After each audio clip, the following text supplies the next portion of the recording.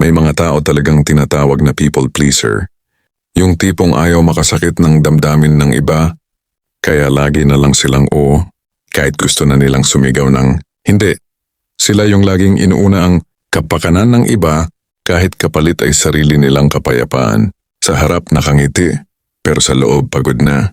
Kasi gusto nilang lahat masaya, kahit sila ang nasasaktan. Pero alam mo, mabuting puso yan.